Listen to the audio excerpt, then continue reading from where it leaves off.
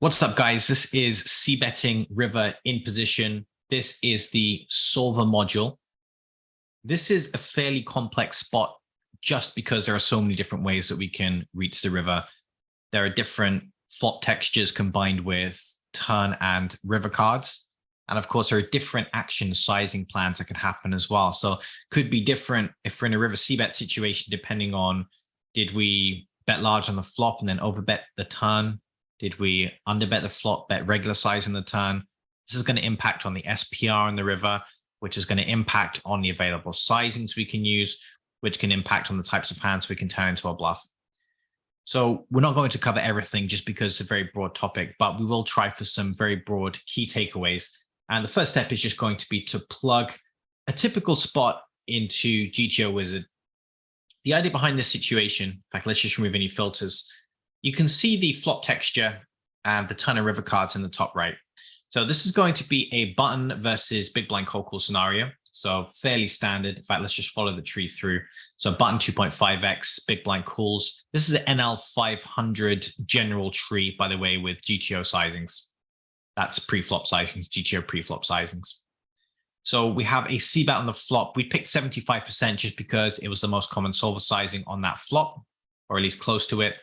On the turn, the most common sizing, the six of clubs turn, was actually an overbet, but we decided to go with the 75%. Overbetting the turn is something that's quite prominent in GTO strategy, and it's definitely something that the vast majority of players should be doing more frequently, which is overbetting the turn. But we're still working under the premise that in most cases, the average player doesn't overbet the turn that much. So 75% ends up being a more common sizing, but this is an example of a tree where the most common sizing according to GTO is actually an overbet. So the board texture so far, Jack 10, 5, 2 diamonds, 6 of clubs turn. So there's a double flush draw out there on the turn. So we started with this texture. The key idea with this texture is there's lots of draws out there. So there's lots of straight draws with the Jack 10. There's also the diamond flush draw. There is also a flush draw available on the 6 turn and some additional straight draws potentially, although not too many. And then everything bricks on the river, aside from the 3-4, which may not be in either range anyway. So we have a brick river, and we're going to try with a brick river. We're also going to try with a draw completing river to see what kind of takeaways we can get here. So looking at the river node, first of all, big blind checks to us on the button. And in the bottom right here, we can see the different types of hands that reach the river in this situation. So we have them divided into equity buckets. And one thing that you can see here is it's a very polarized range. We can tell that because we have a lot of best hands. We don't really have too many good hands. We don't really have too many weak hands. And we have a decent amount of trash hands. So because we played aggressively on the flop and the turn, by the time we reach the river, we should be polarized already. That's even before we fire that river bet. Unless, of course, the river card does specifically give us a large number of mid-strength made hands. That's not going to be the case on the deuce river. So you can see we're already polarized reaching the river. Now, this is one of those spots where there's going to be a decent amount of natural bluffs. So the idea is we had so many flush draws, straight draws that we were barreling on the turn that if we fire everything on the river, we're going to tend towards overshooting a GTO bluffing frequency. Now, just to illustrate that, let's just have a quick look at the trash hands category. So we've applied a filter. Everything in the grid that you see right now is basically going to be ace high or worse, mostly. In fact, we do have some ace king highs here. I don't know if we have some low pairs as well. This is done by equity.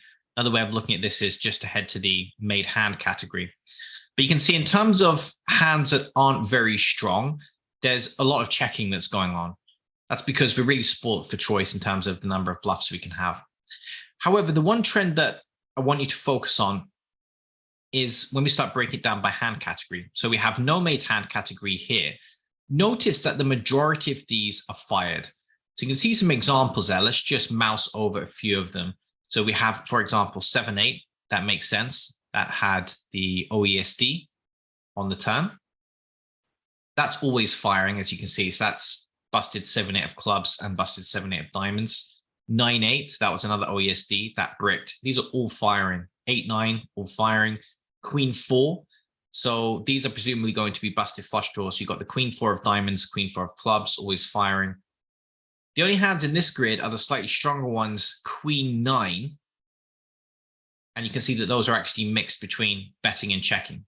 But if we look at the overall filter in terms of the no-made hand category, the majority are betting. When we move up to King High, we can see there's already a difference there in terms of how frequently we're betting. Let's have a look at that category. So these are all King High type hands. And we can see that there's more checking that happens as our showdown value increases. So King Queen suited, for example, ends up more or less being a pure check. Now we can see that it is bet with some frequency here. It apparently does shove all in for a 250% pot over bet at 0.1. But usually when we see stuff like this, we assume that actually it's more of a function of a solving accuracy issue. So actually this should just be a pure check. Although King Queen offsuit, you can see, does fire a bit more often. Now, what is the difference between something like King Queen suited and King Queen offsuit, first of all? And we're going to touch very, very briefly on a feature of GTO, which is this blocker score. We're not going to go into depth, but the basic idea of a bluff is that we want to block our opponent's strong made hand range. So we don't want to have lots of strong hands that they can raise against us with, or they can bluff catch with. But we don't want to block their trash. And GTO gives us two blocker scores. In fact, if we just take that top left King Queen offsuit as an example, you've got your two blocker scores here. We've got value removal and trash removal. Okay, so value removal is 1, trash removal is 2. Now, if we think about this from the point of view of bluffing, and this is something that's fairly specific to GTO Wizard, but probably is the best pre-solved solutions available right now. So it definitely is a good tool to make use of. What we're looking for here is we want value removal to be high, but we want trash removal to be low. See, if trash removal is very high, it means that we're blocking our opponent's trash combos. And if we block our opponent's trash combos, well, those are the hands that he folds. So if he doesn't have as many hands that he can fold because we're blocking them, our bluff is going to work less. With the value removal, we want it to be high, because the higher it is, the more we're blocking our opponent's strong made hand range that he can either bluff catch with or raise with. So depending on these values, we'll see that a King Queen offsuit is not necessarily the same. So for example, notice that this King Queen offsuit, King of Diamonds, Queen of Clubs, is almost always a check. That's because it has a very high trash removal score. In other words, it's removing a bunch of our opponent's trash combos. Therefore, he's going to be folding less often because he doesn't have as much trash. And in this case, it has to be to do with the suits, right? It can't be to do with the ranks of the cards, because all of these cards have the same ranks, right? We've got King Queen offsuit, all the same ranks, King Queen suited. In every case, it's a king and a queen. So all of this mixing is purely based on the flush combos. And if you think about this, King of Diamonds, Queen of Clubs is actually the worst for trash removal there, right? You can see it's got a 6. We just have a look at the other King Queen combos. I can see some of them have a 5 for trash removal, which is pretty bad. But there's only one combo that has a 6 trash removal, and that's the King of Diamonds, Queen of Clubs. What is the problem? Well, our opponent's going to have flush draws, right? He's going to be calling some flush draws on the flop. He's going to be calling some flush draws on the turn.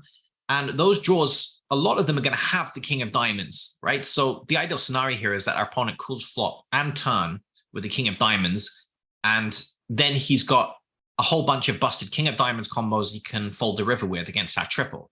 But if we have the King of Diamonds, he doesn't have those combos. Therefore, he's going to be folding less because we have blocking effect on his trash. Now, King, Queen, why specifically King of Diamonds, Queen of Clubs? Well, we block any flush draws with the King of Diamonds, which is the front door flush draw in this case. And we block any flush draws with the Queen of Clubs, which is the back door. So if we have a look, let's see if there's a King of Clubs, Queen of Diamonds. This actually only has a trash removal of 5, so it's not as bad for bluffing.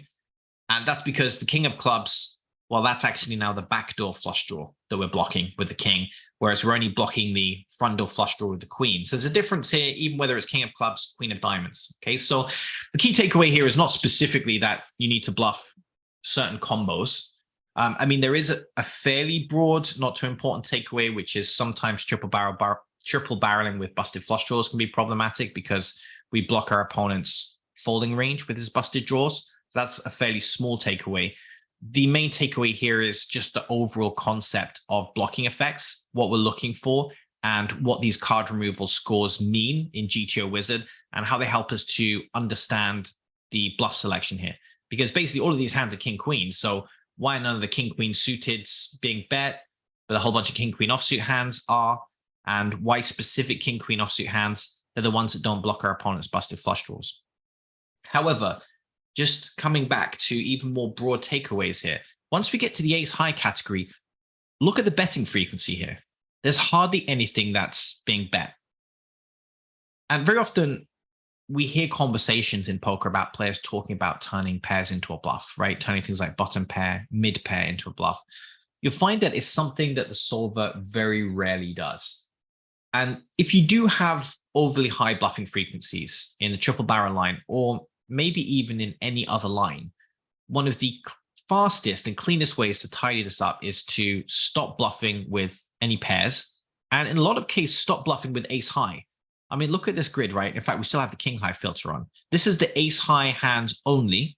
Which of these are actually bluffing? We have ace four offsuits bluffing quite a bit, but that's fairly low. In terms of the higher kickers, hardly anything's actually betting in this spot. You know, think about this. If you did have, I mean, what combos? If you had ace seven of diamonds, would you pull a trigger on a bluff here? And we're not saying it's wrong to. We do know this is an automatic profit spot, and it is very likely that many of these hands that are checked with a high frequency, according to the solver, we should actually be bluffing, because the solver is attempting to play a balanced bluff to value ratio, whereas we're not. We're actually looking to overbluff in this spot because we're assuming it's overfolded by the population. But so we don't become too far unhinged from theory, we can see that actually ace high doesn't really bluff very much in the spot. It's nearly always a check. It is true that some of the slightly stronger hands are mixed into the betting range, and that could potentially be to do with the blocking effects. Although those do have a high trash removal effect, so I'm not sure why those combos have been chosen. Again, it's maybe not too important, but as a very, very general rule, it's really only the absolute lowest showdown value ace highs that are actually being bet in the spot.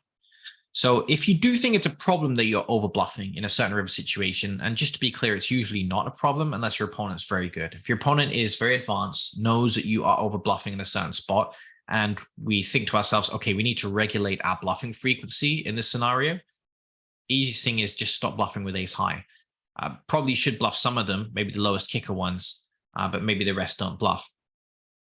Now, despite this, we can see there are some low pairs in the betting range according to this grid. So it's not impossible. It's just not a very high frequency aspect of our game. And you can see it's almost exclusively ace deuce of diamonds in this case.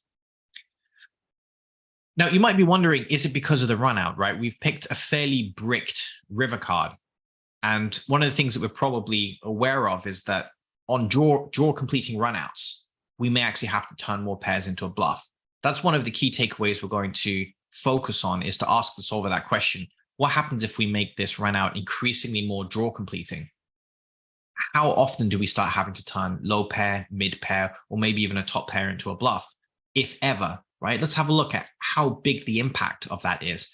How often we should be turning something like a mid pair or a bottom pair into a bluff, depending on the run out. Now, just before we move on, one other very broad takeaway, and this just takes things back to basic theory. We know that the bluff to value ratio in the spot is going to be determined by the sizing. You can see the solver's actually favoring the 250% pot sizing, so the all-in jam. By the way, at this stage, there is 34 in the middle on the river with 83 in the remaining effective stacks. If we ship all in for the remaining 83, that's actually 242% pot. And that's going to give us bluff to value ratio, roughly 60% value, 40% bluffs. And that's generally what we'll see here. So if we have a look at best hands in the betting range and trash hands in the betting range, we'll see that it's going to be that bluff to value ratio. So the solver is looking to maintain that. Having said that, I do want to point out something, and you will sometimes see that the bluff to value ratio is not perfect in this scenario.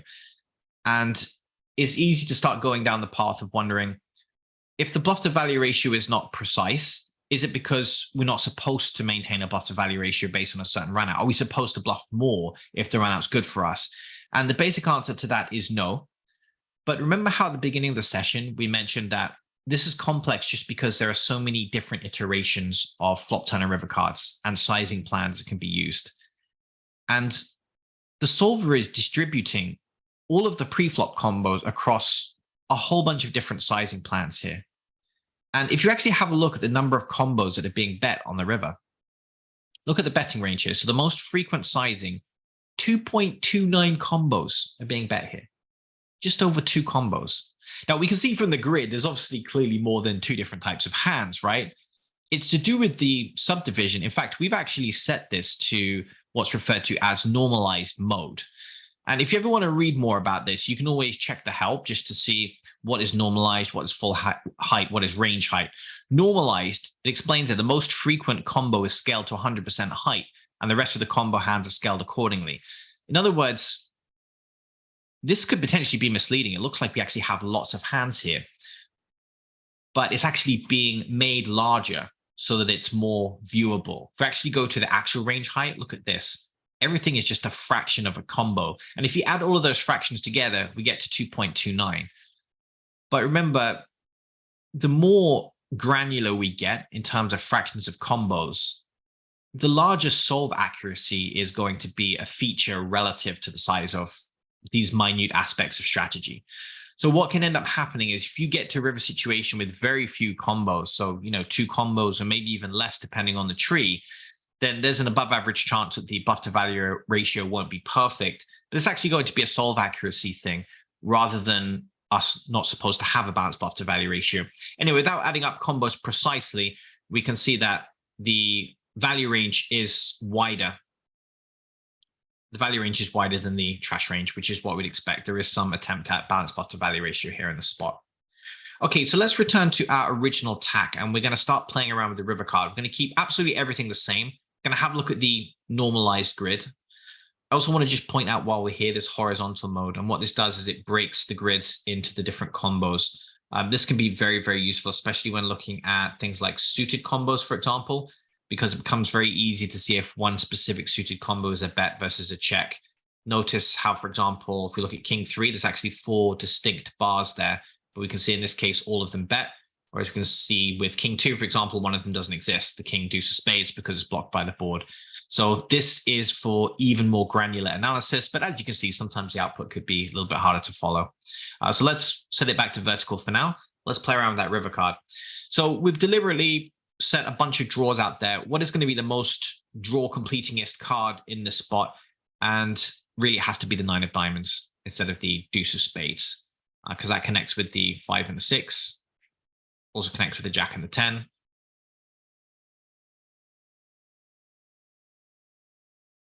And let's have a look at what happens to the bluffing range. Now, firstly, you can see, if we look at the overall grid, that there just aren't a lot of no-made hands left, right? And if we have a look at the equity buckets, notice that we're still polarized, but we actually have a lot of good non-premium hands here, right? So these are going to be partly dependent on the river card. So you got things like King Jack, which is fairly strong, but it's just not that strong on a 9 river. A lot of Jack X type hands. Even Pocket Jacks now falls into this equity bucket here because it's obviously the stone cold nuts on a 6 turn, but it's kind of questionable on 9 of diamonds river. So you can see how the river card can actually destroy the polarization effect here. We have a lot of good hands. We've got some weak hands here. Of course, our river betting range will still be polarized. So if you look purely at the pink and purple aspects of this grid, you can see that the only betting really occurs in the best hands equity bucket and the trash hands equity bucket. There's no betting in this middle range, but the reason why there's so many checks here is because a lot of these good hands became good hands on a 9 of diamonds river. Something like Pocket Jacks gets downgraded to being in the good equity bucket rather than the best equity bucket. Obviously, best hands now are going to be things like flushes on this run out. So we might look at this and think, well, that's a heavy draw completing river, right? So a lot of players would assume that now they need to take things like maybe a 10x and turn it into a bluff, or a 9x and turn it into a bluff. Is that what the solver's doing? Well, we can see that there are a lot more bluffs in the ace high region.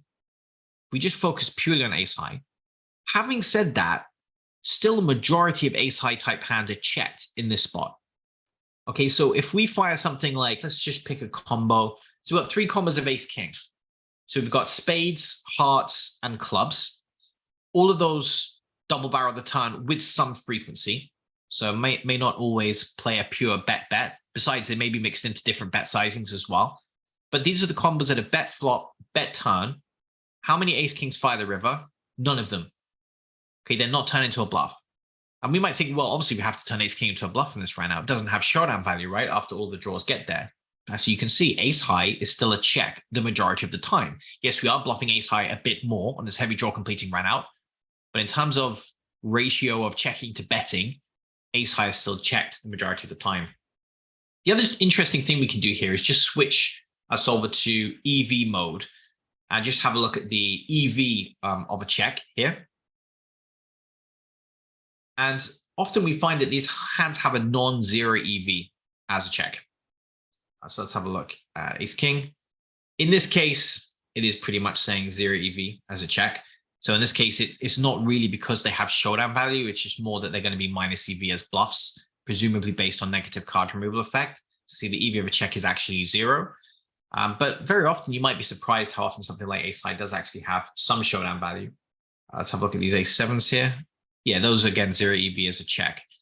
So it is okay to have some zero EV checkbacks. Having said that, exploitatively, we may still turn a decent amount of these hands into a bluff. So the goal is not to change your strategy here and to cut out a bunch of bluffs in this spot. It is an auto profit spot, but it's really to understand theoretically what we should be doing here. Most of these ace highs are checks, but as we've seen, the EV is actually zero. That means solver doesn't really expect them to win a showdown. If they did win a showdown, the EV of a check would be higher than zero, right?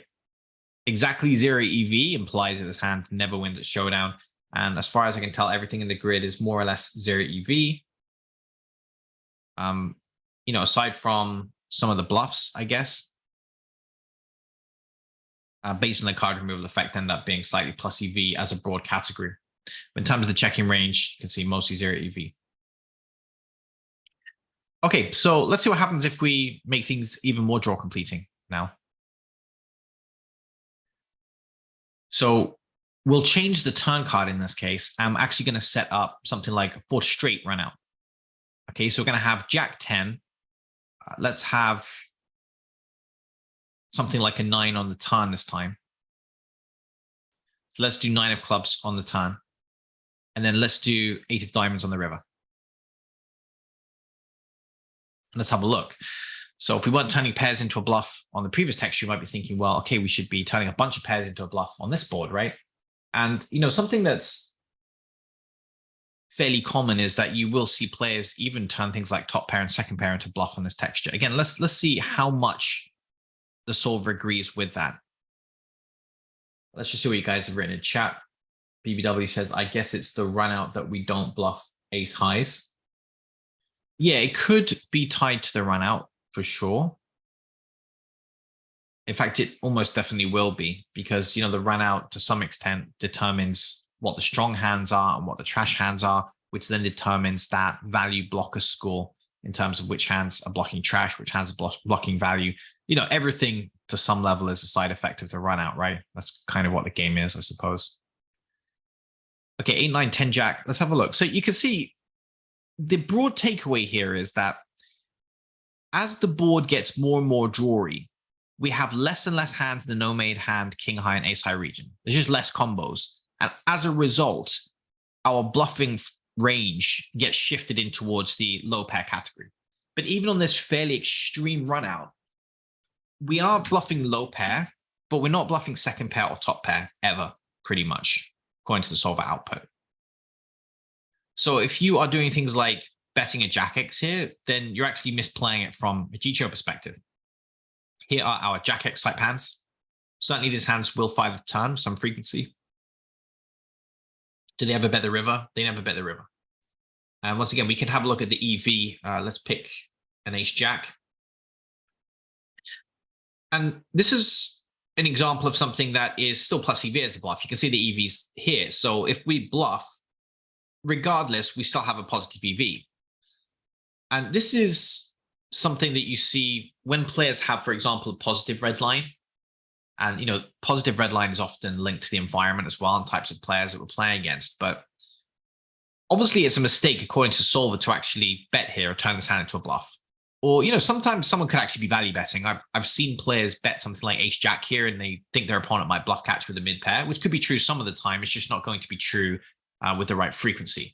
So imagine someone's either turning the hand into a bluff or they are deceiving themselves that they're betting for value here, something like ace jack, you can see that they're still making money. They're making money through the full equity more than anything. So, for example, if they bet 60% pot, then we can see the EV is actually 4.44. If they overbet, 1.44 in EV. So they're not losing money. What they're doing is, well, they're losing money relatively, right? They're making money in absolute sense, but relative to checking, they're losing money, which is the problem here, because the EV of a check is actually 8.13 according to this output. Now, there aren't really too many hands in this category, so you could pick another category here. Here in this category, the ace jack of clubs, apparently the overbet's actually losing money.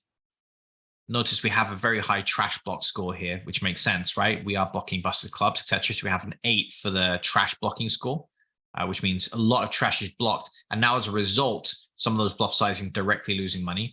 But if you, for example, decide to bet 10% pot, maybe you're going for thin value or something, you do get an EV of 1.91. But again, the problem is the EV of a check is 4.92. So what happens if you bet in these spots? You damage your win rate, you improve your red line. Of course, that's not a good reason to damage your win rate. You should be damaging your win rate to try and improve your red line. But one of the trends I have noticed with very high red line players is they are making a lot of mistakes in these kind of situations on the river where they're over aggressive in turning things like pairs into a bluff, or they're trying to value bet too thin in a lot of cases. Now, there is balancing required because, and I don't mean GTO balance, I mean exploitatively, some of these hands will make sense as a bet, right? We're not trying to play GTO. But the solver helps us illustrate the concept of why it would be a mistake to bet certain types of hands if they're too mid-strength. Because although they're still going to be fine, very often they do actually have a positive card removal effect. If you have something like mid or top pair, you may find you actually get a boost in fold equity because you're blocking your opponent's two pairs, you're blocking his some of his value hands, basically. You're blocking his sets as well. So you often find you get a boost in fold equity. So the bluff's still plus EV, but because you're betting too middling of a holding, you're actually losing EV relative to the check back. So very, very common mistake. It's a mistake that flies below the radar because if you are constantly merging on the river, you can still do pretty well, right? As you can see, you're still making a big blind or two in many cases instead of 4 big blinds. Of course, it adds up in the long run, but you could still be a big crusher who's constantly merging the river and have a positive red line. And, the irony is everyone might think you're better than someone who doesn't have a positive red line, even if the player without the positive red line understands that he's making more EV by checking back certain types of holdings. So just to illustrate that. But again, the broad key takeaway here is it's pretty unlikely you should be turning pairs into a bluff. The only real exception is going to be something like low pair and a 4 to straight. We will check 4 to flush in a bit as well, just to see how different that is. But next time you're thinking about, bluffing with a mid pair, it's probably not the right option. I mean, solver doesn't really do it that much. So low pair, let's just pick an example of a hand that may have played this way. So pocket threes. I don't fully know why this hand fired the turn, for example. It's certainly not a hand that I would fire the turn with. But if you get there, it's weak enough to be turned into a bluff.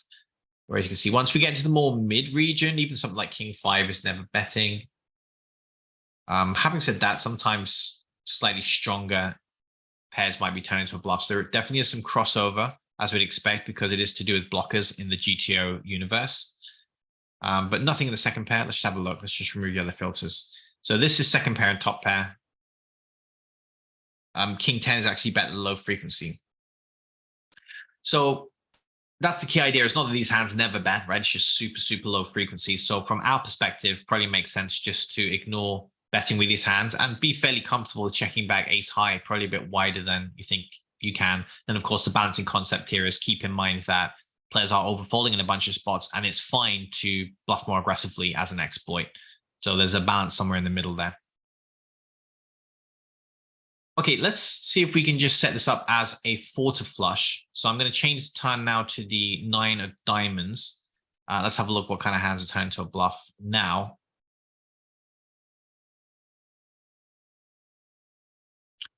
So you can see, despite the extreme run out, solver's still making its best effort to maintain a decent bluff to value ratio. One thing I just want to point out as well, there are so many trends we could focus on. Unfortunately, we can't focus on everything. Notice how on that draw bricked run out, the solver loved the overbet, whereas its most frequent sizing in this scenario is a heavy draw completing is actually 60% pot, which is using 27.2% at the time. So we'll go back to our other board texture briefly just to analyze that. But the more draw completing the river is, And it does depend which draw is completing as well. That's the thing that makes it a bit more complex. It does depend which draw is completing, but generally, heavy draw completing river, the overbet sizings are not going to be incentivized as much, more likely to use a smaller sizing. That's just a general concept for river sizing selection.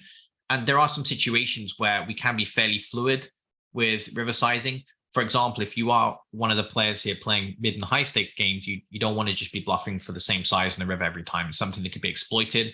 So you're going to have to switch up your river bluff sizings.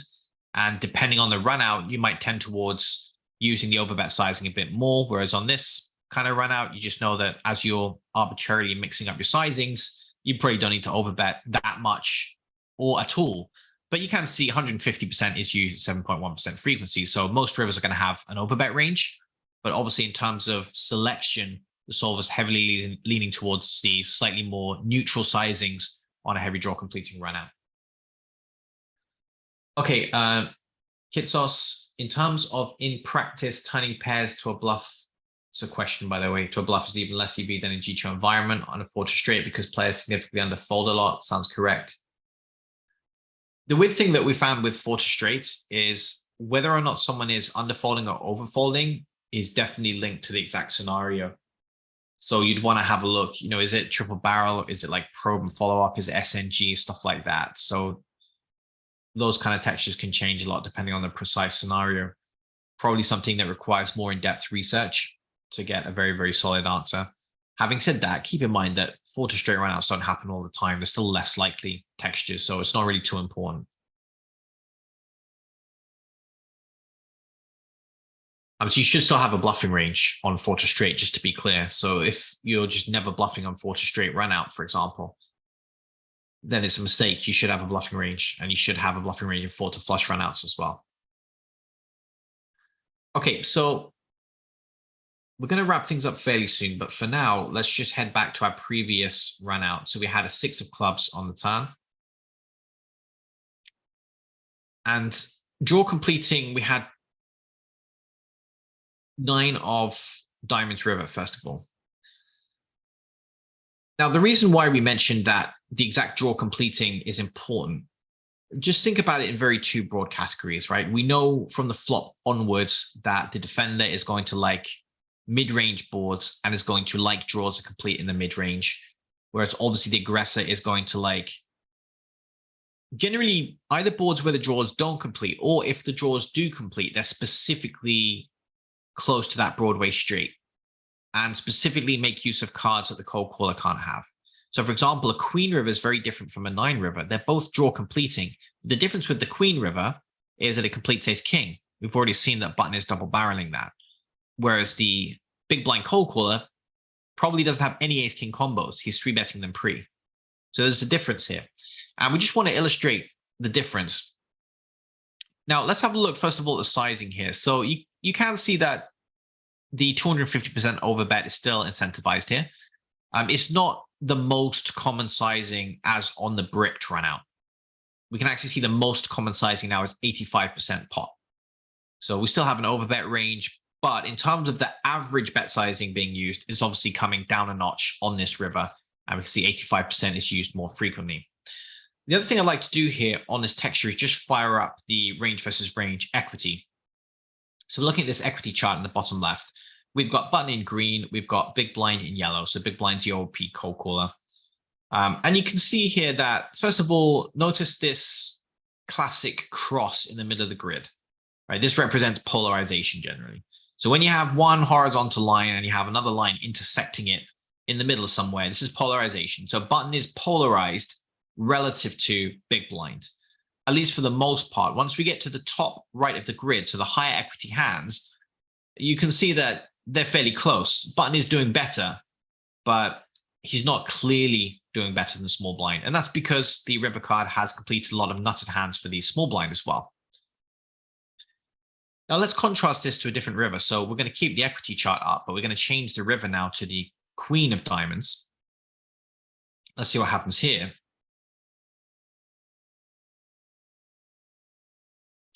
Well, actually, the interesting thing is there's still a lot of mixture in the top right. Obviously, the overall equity is much higher, as you can see, because after the button equity line intersects the big blind equity line is obviously much higher relative to the horizontal big blind line. But there's still some question about nutted equity, and that's because of all the flushes, right? What happens if we get rid of the possible flushes and now we purely complete straight draws? See what happens. Now, all of a sudden, the equity edge is much larger, and now button clearly has nutted equity advantage. And you'll see that there's now a boost where the favored sizing here is now the overbet sizing again at 26.5, although it does still use small and medium sizing for the fairly high frequency. So you see 26.5 there. As soon as we change this back to Queen of Diamonds, which is less good, doesn't confer the nutted equity advantage as cleanly because both players now have flushes. Look what happens to that overbet sizing. It's now 5.3%, and we clearly like bet sizings less than pot size in this case.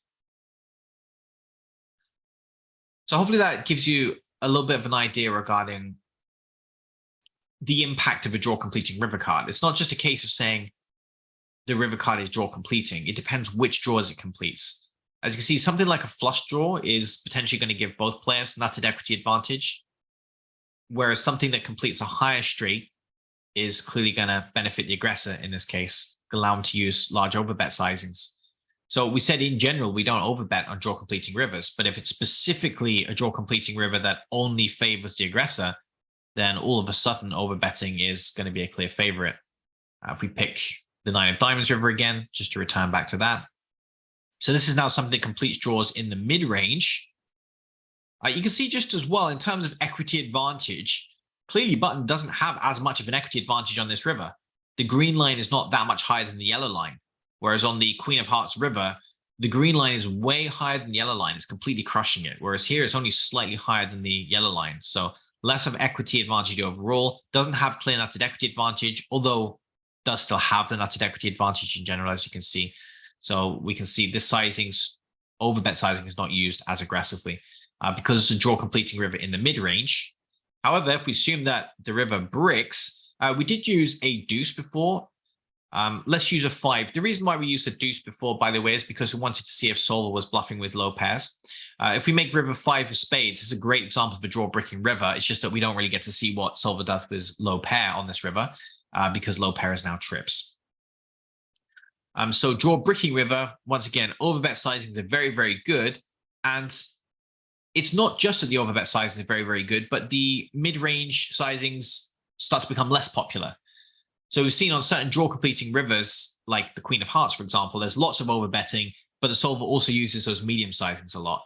Whereas here on draw bricking, solver doesn't even care about those medium sizings that much. Still uses them, of course, at some frequency, but everything's now in the 242% sizing or the 150% sizing. So overbetting is clearly heavily incentivized. And once again, we can see on the grid, very, very clear polarization here with the green line and very clear nutted equity advantage with the green line. And if we have a look at the top hands in the range, big blind does have Jack 5, but he doesn't have jacks, which button has. So yeah, button has jacks. Jack 5 is the strongest hand in the big blind range, and I'm sure there's lots of other fairly strong hands as well that button can have. Okay, so any questions, guys? Let me know in the chat right now. Hopefully you've managed to focus on broad key takeaways here. We obviously don't want to get really bogged down into specific combos or specific blocking effects. I think this is a mistake a lot of players make. You're just not going to be able to make any significant upgrades with your game that way. Focus on the key broad takeaways. Understand the importance of being able to check river with things like ace high. Don't feel a whole bunch of pressure to turn ace high into a bluff. If you don't want to bluff ace high, don't bluff ace high. Solver doesn't bluff ace high. On the other hand, if you know your opponent's overfolding, then maybe you should just bluff with all of your ace high. But don't feel a lot of pressure to turn things like low pairs and mid pairs into a bluff. And mid pairs almost never get bluffed. You need a very, very good reason to bluff a mid pair.